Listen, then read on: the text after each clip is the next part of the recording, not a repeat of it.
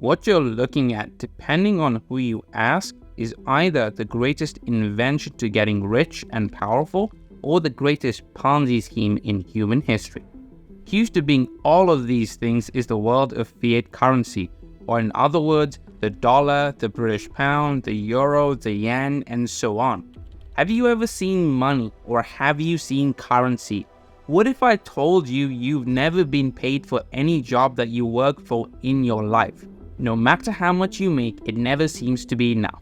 You may have high credit card debt or student loans or both. You feel like your living expenses are ridiculously high, you're living paycheck to paycheck, you have no savings, yet our grandfather could support multiple kids and a wife with only their income. Wealth? Getting rich? That seems like a distant dream. Do you want to know how we got here? Then buckle up. But I must warn you, this video will change how you see the world around you.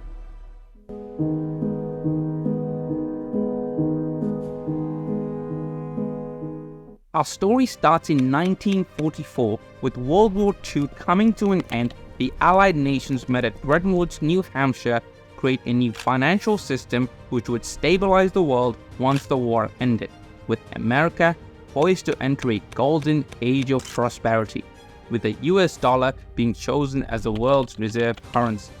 The dollar was chosen rather than using gold as a means of exchange between countries, as was the case under the old gold standard.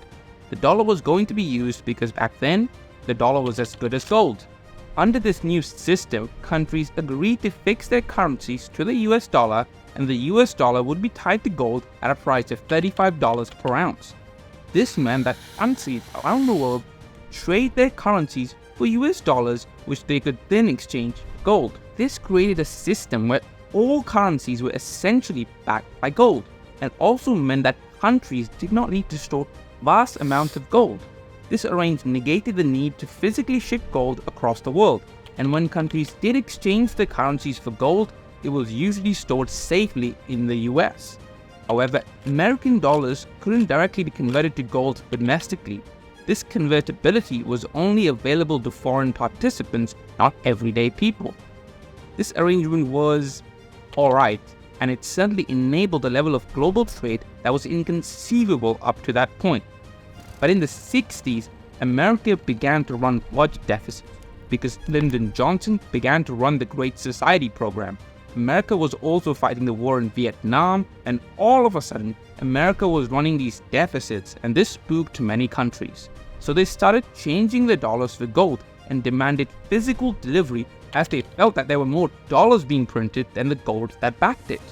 This concerned the US, and to prevent the outflow of gold from American vaults, President Nixon called for an emergency suspension of the gold convertibility system. We must protect the position of the American dollar as a pillar of monetary stability around the world. Immediately following the decision, the price of gold, which had been the baseline store of value, more than tripled in price, and the American dollar lost more than 2/3 of its value. This decision preceded record high inflation, where prices were increasing by double-digit percentages year on year. However, the advantage of this was that now the US dollar and all currencies linked to it were not disciplined. The Fed could just print as much money as it wanted. This meant money could always be printed to finance wars or for defense spending or anything that seems appropriate, like winning an election by forgiving student loans.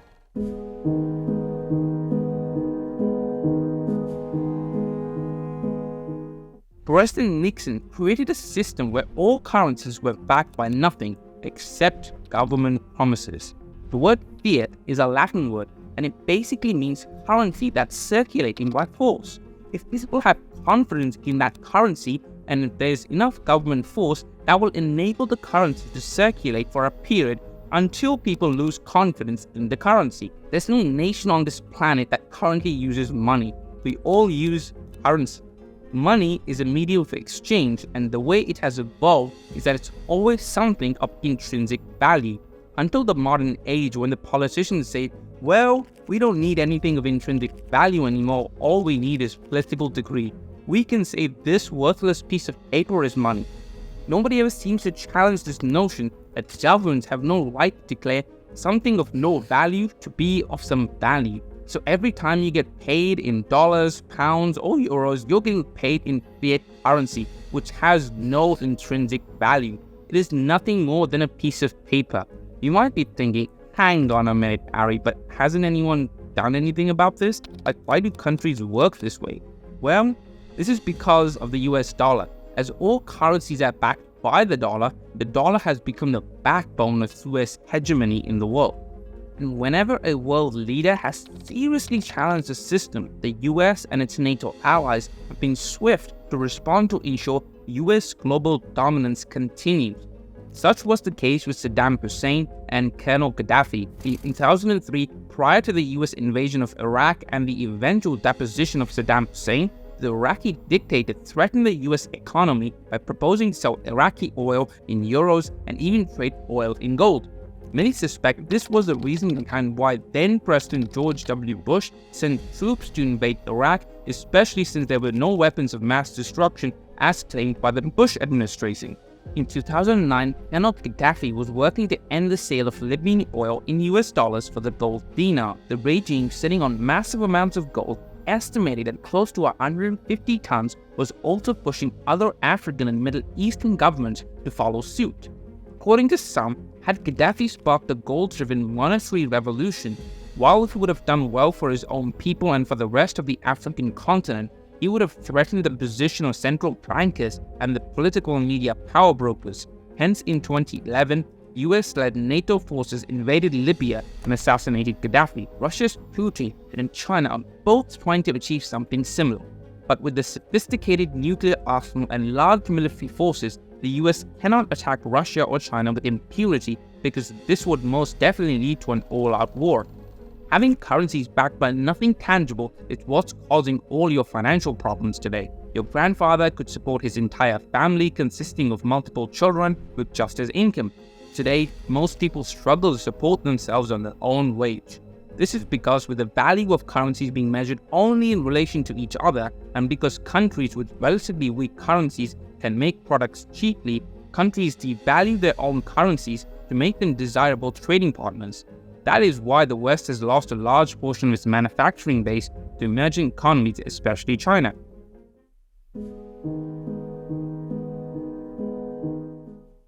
What is a Ponzi scheme?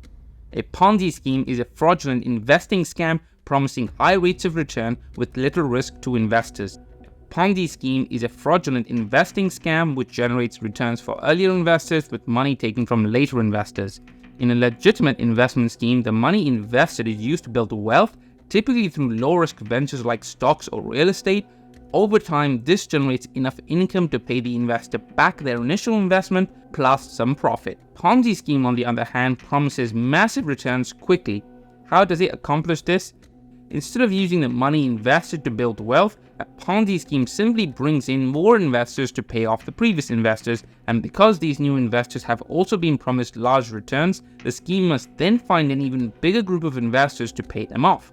All the while, the creators of the scheme are skimming cash from each group of investors because a Ponzi scheme doesn't generate any wealth itself. It must constantly bring in larger and larger groups of investors to keep functioning. Eventually, no more new investors can be found, or large number of previous investors all cash out at the same time, and the scheme collapses in on itself. By this time, the perpetrators of the scheme have siphoned off tremendous amounts of money for themselves, while the investors are left out of pocket and out of luck. Without a fixed link to gold, the US Treasury has been able to borrow and spend as much money as it wanted. When the US government needs money, it takes out a loan with the Federal Reserve. The Federal Reserve prints the currency required for the loan and in return receives an IOU from the US Treasury. These IOUs are called government bonds. With the money provided from these loans, the US government pays its bills and obligations. Meanwhile, the US Treasury and the Federal Reserve work closely together to sell these bonds at auction, where foreign central banks, pension funds, and even individuals buy these US government loans, and why wouldn't they? Loaning money to the US government is virtually a risk-free investment, right? But if the loans are spent on bills and paying off previous loans, where does the government get the money to pay back the current loan and the interest that is charged on it? The answer? The US government has to take out an even bigger loan by issuing more bonds. So isn't investing in a US government bond simply one small part in a giant Ponzi scheme? Since 1971, the United States has been running trade deficits with the rest of the world, meaning America has been buying a lot more products from the rest of the world than they've been selling. The Japanese and Koreans sell the US cars and electronics, the Middle East sells oil, and the Chinese sell the US seemingly everything on their shelves. The US pays for these products with US dollars and everyone is happy. But if countries were to exchange these US dollar profits back into their own currencies, their currencies would rise in value, making their economies less desirable to trade with. Instead, countries invest their dollar profits by buying US government bonds, so countries around the world sell their goods to the US in exchange for dollars, which have been borrowed through the Federal Reserve, creating bonds. And countries then loan the US dollar profits back to the US by buying more bonds. The money from these loans is spent on paying government expenses as well as paying back previous bonds. But in order to do this, larger and larger loans must be made in order to pay back the principal and the interest. By paying back old loans with new and larger loans, it would appear as if the entire world has been investing their hard-earned money into a Ponzi scheme of epic proportions. Under the current monetary system, we borrow all of our currency into existence. We promise to pay it back plus interest. If you borrow the very first dollar into existence, and that's the only dollar that exists on the planet, but you promise to pay it back plus another dollar's worth of interest, where do you get the second dollar? The answer is you have to borrow that. In this business of creating money for federal and national governments around the world, if they didn't keep creating new money in larger and larger amounts, the whole thing would crash, because that's where the money comes from to pay off the previous loans. It's the new loans, so that's why it's a Ponzi scheme.